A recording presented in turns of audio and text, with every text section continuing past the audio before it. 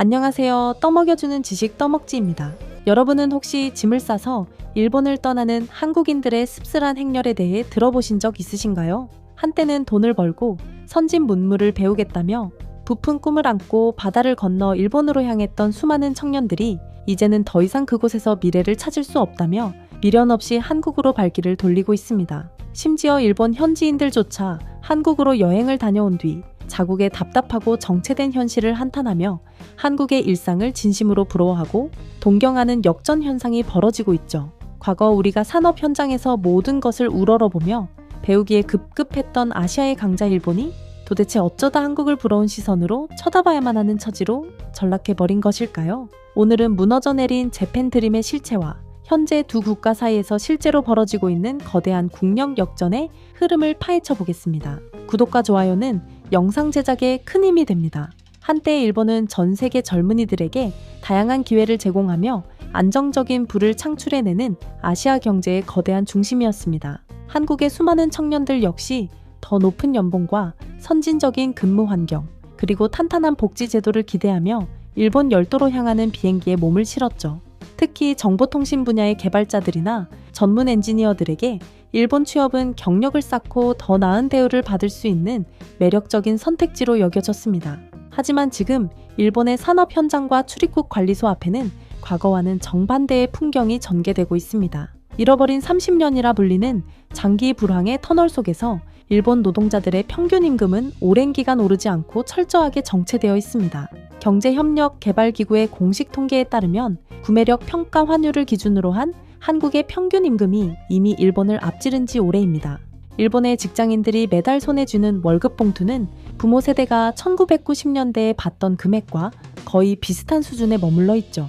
반면 마트의 식료품 가격을 비롯해 대중교통 요금과 전기 요금 같은 필수적인 체감 물가는 최근 몇 년 사이 꾸준히 상승하며 평범한 서민들의 생활 기반을 크게 압박하고 있습니다. 수입은 제자리 걸음인데 지출해야 할 고정 생활비는 계속해서 늘어나는 구조가 고착화된 것입니다. 여기에 국가 경제의 기초 체력을 보여주는 엔화 가치마저 장기적인 하락세를 면치 못하는 엔저 현상이 겹치면서 일본에서 일하는 외국인 노동자들의 경제적 상황은 더욱 열악해졌습니다. 미국의 지속적인 고금리 기조와 일본 중앙은행의 초저금리 정책이 맞물리면서 발생한 금리 격차는 엔화의 가치를 지속적으로 끌어내렸죠. 타지에서 성실하게 일하며 모은 엔화를 한국에 있는 가족에게 송금하거나 원화로 환전할 때 그 실질적인 가치가 크게 줄어드는 상황에 직면하게 된 것입니다. 결국 냉정한 경제적 논리와 현실적인 생활 문제 앞에서 많은 한국인 노동자들은 일본 생활을 정리하고 고국으로 돌아오는 결단을 내리고 있습니다. 물가와 임금이 꾸준히 우상향 곡선을, 그리고 첨단 생활 인프라가 촘촘하게 구축된 한국의 산업 현장에서 일하는 것이 금전적으로나 심리적으로 더 낫다는 객관적인 계산이 끝난 것이죠. 실제로 일본 취업을 선호하던 국내 기술 인력들도 이제는 초봉이 높고 근무 환경이 유연한 한국의 기업으로 발길을 돌리고 있으며 이미 일본에 정착했던 교민들의 귀국 비율도 눈에 띄게 증가하고 있습니다. 이토록 심각한 인력 유출로 인해 산업 현장 곳곳에서 일손이 부족해지는 상황임에도 일본 정부는 오히려 외국인들의 유입을 제한하는 방향으로 제도를 개편하고 있습니다. 현 집권 세력은 자국 우선주의를 내세우며 외국인의 진입 문턱을 크게 높이고 있죠. 과거 500만 엔 정도의 자본금만 증명하면 비교적 수월하게 발급받을 수 있었던 외국인 경영 비자의 자본금 요건을 3천만 엔 수준으로 대폭 인상했습니다. 단순히 자본금 액수만 올린 것이 아니라 자금의 출처를 회계사무소를 통해 엄격하게 추적하도록 제도를 바꾸어 과거처럼 일시적으로 돈을 빌려 심사를 통과하는 편법을 원천적으로 차단했습니다. 게다가 사업장 대표가 일정 수준 이상의 일본어 구사 능력을 갖추지 못할 경우 반드시 현지 일본인을 정식으로 고용해야 한다는 규제까지 새롭게 도입했습니다. 도심 번화가나 한인타운에서 작은 식당이나 소매점을 운영하며 성실하게 살아가던 소규모 자영업자들에게 3천만 엔이라는 거액의 자본금과 내국인 고용 의무를 동시에 요구하는 것은 사실상 현지에서 사업을 유지하기 매우 어렵게 만드는 깐깐한 조치입니다. 일본 정부의 이러한 정책 변화는 단기적으로 체류하며 복지 혜택을 남용하거나 서류상으로만 존재하는 회사를 악용하는 사례를 막기 위한 의도라고 설명되지만 그 결과는 산업 현장의 인력난을 더욱 심화시키는 방향으로 흘러가고 있습니다. 일본은 세계에서 가장 빠르게 초고령화 사회로 진입한 국가 중 하나로 젊은 노동 인구의 감소가 국가적인 존립 과제로 떠오른 지 오래입니다. 숙박업과 외식업, 그리고 각종 서비스업 매장마다 일할 사람을 구하지 못해 영업시간을 단축하거나 심지어 이익을 내고 있음에도 문을 닫는 흑자 도산 사례가 속출하고 있죠. 그럼에도 불구하고 특정 서비스 분야의 외국인 취업자 수를 5만 명으로 엄격하게 제한하는 등의 규제 정책이 융통성 없이 적용되면서 인력 수급의 불균형은 극에 달하고 있습니다. 저렴해진 물가로 인해 해외에서 몰려드는 관광객들을 응대할 인력이 턱없이 부족한 상황에서 외부의 노동력을 거부하는 이러한 정책적 엇박자는 결국 일본 경제의 회복 동력을 스스로 약화시키는 결과를 초래하고 있습니다.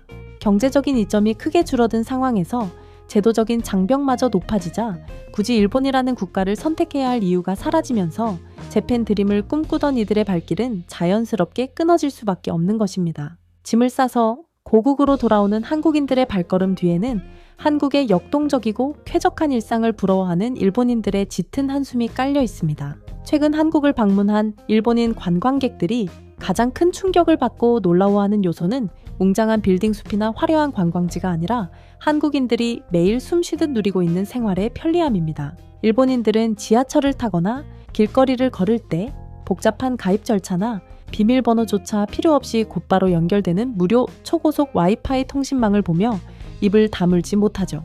버스 정류장에 서면 도착 예정 시간과 차량의 혼잡도까지 실시간으로 전광판에 표시되는 디지털 인프라가 전국 어디에나 기본적으로 깔려 있습니다. 일본에서는 특정 통신사에 가입하거나 유료 결제를 해야만 온전한 인터넷을 쓸 수 있는 경우가 많아 이러한 무상 연결망은 그들에게 대단히 새롭고 놀라운 경험으로 다가옵니다. 계절의 변화에 맞춰 시민을 배려하는 거리에 풍경 역시 일본인들의 시선을 사로잡습니다. 한여름 뜨거운 햇빛 아래 길을 걷다 보면 거대한 횡단보도 그늘막이 자외선을 차단해주고 그곳에서 시원한 미세 수증기가 뿜어져 나와 주변 온도를 낮춰줍니다. 바람의 색이나 기온에 따라 스스로 접히고 펴지는 똑똑한 그늘막이죠. 한겨울에는 버스 정류장의 의자가 외부 온도에 반응해 자동으로 따뜻하게 데워져 추위에 떠는 시민들을 포근하게 맞이합니다. 심지어 길거리에 놓인 자판기에서 목마른 사람들에게 생수를 무료로 제공하는 지자체의 캠페인까지 마주하게 됩니다. 아주 작은 공공기물 하나에도 최신 기술을 접목해 시민들의 편의를 높이는 모습은 그들에게 낯설지만 무척 매력적인 요소가 됩니다.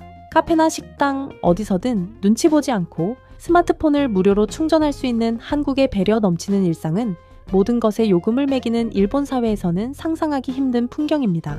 일본에서는 식당에서 작은 밑반찬 하나를 더 달라고 해도 철저하게 추가 비용을 지불해야 합니다. 공공장소나 타인의 사업장에서 주인의 허락 없이 전기를 사용해 스마트폰을 충전하면 전기도난 범죄로 취급받아 경찰 조사를 받는 일까지 생기죠. 일본은 기본적으로 전기 요금이 한국보다 비싸고 개인의 영역을 엄격하게 나누는 상업 문화가 자리 잡고 있기 때문입니다. 무엇이든 돈을 내야만 서비스가 제공되는 아날로그 사회에서 온 일본인들에게 조건 없는 무료 편의시설이 널려있는 한국은 대단히 관대하고 넉넉한 공간으로 인식됩니다. 우리의 대중교통 시스템 역시 일본인들의 부러움을 유발하는 강력 요인입니다. 한국의 지하철과 버스는 국가와 지자체의 주도 아래 통합 설계되어 환승 시스템이 직관적입니다. 교통카드만 단말기에 가볍게 갖다 대면 버스와 지하철 간 무료 환승이 이루어지고 노선 색깔만 따라가면 처음 온 외국인조차 길을 잃을 염려가 전혀 없죠. 반면 과거 교통선진국을 자부했던 일본의 지하철은 지금 현지인들조차 길을 헤매는 복잡한 지하통로로 변했습니다. 수많은 민간 자본과 지방정부가 각자의 이익만을 쫓아 노선을 따로 개발한 탓에 환승 한번 하려면 지상으로 나와 한참을 걸어야 하는 일이 허다하죠. 국철과 사철, 그리고 지하철의 운영 주체가 모두 달라서 노선을 갈아탈 때마다 기본 요금을 처음부터 다시 지불해야 합니다. 짧은 거리를 이동해도 교통비 지출 규모가 금세 몇 배로 불어나게 됩니다. 밤늦은 시간 한강 공원 잔디밭에서 스마트폰 화면 터치 몇 번으로 따뜻한 음식을 신속하게 배달시켜 먹는 문화도 그들에게는 큰 충격입니다. 외출 중에도 택배기사가 현관문 앞에 물건을 두고 가지만 아무도 남의 물건을 훔쳐가지 않는 사회의 모습은 아날로그식 우편 시스템에 갇힌 일본인들에게 깊은 인상을 남기죠. 일본에서는 집에 사람이 없으면 배달원이 부재 중 연락표를 남기고 물건을 다시 들고 돌아가 버립니다. 택배 하나를 받기 위해 배달원과 다시 시간을 맞추고 휴일 내내 집안에서 대기해야 하는 비효율이 일상화되어 있죠. 물건의 실시간 위치를 스마트폰으로 정확히 추적하고 문 앞 배송을 당연하게 여기는 한국의 물류 시스템은 차원이 다른 편리함을 제공합니다. 여기에 24시간 불을 밝히며 무인 결제 시스템까지 촘촘하게 갖춘 한국의 상점들과 달리 인력난에 허덕이며 자정 무렵 서둘러 문을 닫아버리는 일본의 거리 풍경은 두 국가가 보여주는 일상 속 스피드와 활력의 차이를 분명하게 증명하고 있습니다. 이러한 일상 인프라의 격차는 자연스럽게 두 국가가 지닌 문화적 영향력의 변화로 이어지고 있습니다. 1990년대부터 2000년대 초반까지만 해도 우리는 대중매체를 통해 일본의 텔레비전 프로그램과 길거리 패션을 접하며 그들의 유행을 따라가기에 바빴죠. 하지만 지금은 시대의 흐름이 완전히 역전되었습니다. 일본의 10대와 20대 젊은 세대들은 자국의 전통적인 대중문화 대신 한국의 대중음악과 드라마, 그리고 패션과 화장품에 깊은 호감을 보이며 이를 적극적으로 소비하고 있습니다. 과거 아시아 대중문화의 중심을 자처했던 일본이 이제는 한국의 문화적 트렌드를 가장 신속하게 수용하고 유행시키는 국가 중 하나로 변모한 것입니다. 이러한 대중문화 주도권의 변화를 가장 직관적으로 보여주는 사례가 바로 일본 현지 소비자의 기업들의 새로운 마케팅 방식입니다. 최근 일본의 대형 식음료 제조사들은 자국 공장에서 생산한 라면이나 과자, 포장지 전면에 한글을 눈에 띄게 인쇄하여 판매하고 있죠. 과거에는 상품 겉면에 일본어가 적혀 있어야 고급스럽고 세련된 제품으로 인정받아 높은 가격에 팔리던 시절이 분명히 존재했습니다. 하지만 이제는 상황이 크게 달라졌습니다. 제품 포장지 한가운데 한글이 또렷하게 적혀 있어야만 일본의 젊은 세대에게 최신 유행 상품으로 인정받아 높은 판매량을 기록하게 됩니다. 심지어 내용물은 전통적인 일본식 간장맛 라면임에도 불구하고 겉포장에는 매운맛이나 진짜 맛있는 라면이라는 한글 문구를 큼직하게 새겨 넣습니다. 단순히 라면뿐만 아니라 편의점에서 파는 디저트나 화장품 겉면에도 한글 폰트 자체가 하나의 세련된 디자인 요소로 널리 쓰이고 있죠. 이는 일본 내수 시장에서 한국 문화가 지닌 강력한 소비 권력과 상업적 파급력을 그대로 증명하고 있습니다. 자국의 젊은 세대가 한국 문화에 깊이 동화되는 현상을 지켜보며 일본 정부는 잃어버린 문화 강국의 지위를 되찾기 위해 쿨재팬이라는 대규모 국책 사업을 출범시켰습니다. 2013년 무렵부터 국가 예산을 대거 투입하여 쿨재팬 펀드를 조성하고 일본의 애니메이션과 게임 그리고 전통 음식 문화를 전 세계로 수출하겠다는 계획이었죠. 정부 고위 관료들이 주도하여 막대한 자금을 쏟아부으며 해외 주요 도시에 대형 홍보관을 세우고 유통망을 확보하려 노력했습니다. 하지만 이 야심찬 프로젝트는 뚜렷한 성과를 내지 못한 채 심각한 누적 적자만을 기록하며 사실상 실효성을 잃어버렸습니다. 관료 중심의 하향식 의사 결정 구조로는 하루가 다르게 변하는 글로벌 대중문화의 빠른 소비 속도와 대중의 예민한 취향을 도저히 따라잡을 수 없었던 것입니다. 일본 정부가 이 사업에서 고전을 면치 못한 근본적인 이유는 K-팝을 비롯한 한국 문화의 세계적인 성공 요인을 표면적으로만 분석했기 때문입니다. 그들은 한국 아이돌 그룹이 글로벌 시장을 장악한 배경에 한국 정부의 전폭적인 예산 지원과 국가 주도의 기획이 있었다고 단단히 오해를 했습니다. 한국 대중문화 산업이 지닌 독특하고 치열한 자체 성장 생태계를 전혀 파악하지 못한 채 결과물만 흉내내려고 한 것이죠. 한국의 엔터테인먼트 산업은 수많은 지망생이 오랜 기간에 걸쳐 춤과 노래, 그리고 외국어 등 기초 실력을 철저하게 다지는 매우 엄격한 훈련 시스템을 기반으로 작동합니다. 수십 명의 연습생 중에서 대중의 눈높이를 충족시킬 수 있는 극소수의 인원만이 무대에 오를 수 있는 구조죠. 반면 일본의 아이돌 문화는 아직 완성되지 않은 미숙한 모습으로 데뷔하여 점차 성장하는 과정을 팬들과 공유하는 방식에 오랫동안 머물러 있어 세계 시장에 높아진 눈높이를 맞추기에는 뚜렷한 한계가 있었습니다. 치열한 내부 경쟁을 거쳐 완성도 높은 모습으로 데뷔한 한국의 아티스트들은 국가의 간섭 없이 소셜미디어를 통해 전 세계 팬덤과 직접 소통하며 자생적으로 글로벌 인지도를 쌓아 올렸습니다. 엔터테인먼트 기획사들은 해외 진출을 위한 고도화된 콘텐츠 기획과 플랫폼 인프라를 집중적으로 지원했을 뿐 팽창의 진짜 원동력은 철저하게 민간 주도의 유기적인 시장 논리 속에서 탄생했습니다.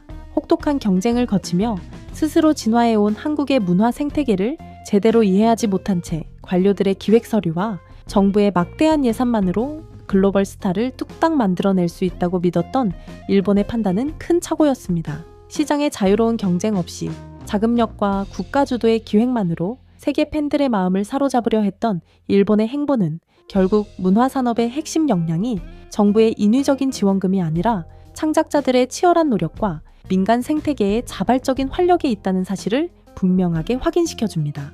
대중문화 영역에서의 주도권 변화에 이어 일본 경제를 오랫동안 든든하게 지탱하던 국가 핵심 동력인 자동차 산업도 기존 시스템의 한계에 부딪혀 서서히 활력을 잃어가고 전 세계 자동차 기업들이 소프트웨어를 기반으로 한 전기차와 자율주행 시장을 선점하기 위해 빠르게 움직일 때 일본의 주요 자동차 제조사들은 내연기관 중심의 기존 방식에 머무르며 혁신의 시기를 놓치고 말았죠. 일본 자동차 산업을 촘촘하게 떠받치고 있는 수만 개의 내연기관 부품하청 업체들이 전기차 전환과 동시에 겪게 될 경영난을 우려하여 기존 생태계를 유지하는 방향을 우선적으로 선택했습니다. 그 지원 작전의 결과 현재 일본 자동차 업계의 글로벌 전기차 시장 점유율은 약 2% 수준에 머무르며 부진한 성적을 기록하고 있습니다. 기존의 하이브리드 기술력과 내연기관의 완성도를 높이는 데 집중하다가 결국 시대의 거대한 흐름인 전동화 전환에서 한 발 뒤처지는 결과를 낳고 만 것입니다. 전기차는 배터리와 모터 중심이라 기존 가솔린 엔진에 들어가던 수많은 기계 부품이 필요하지 않습니다.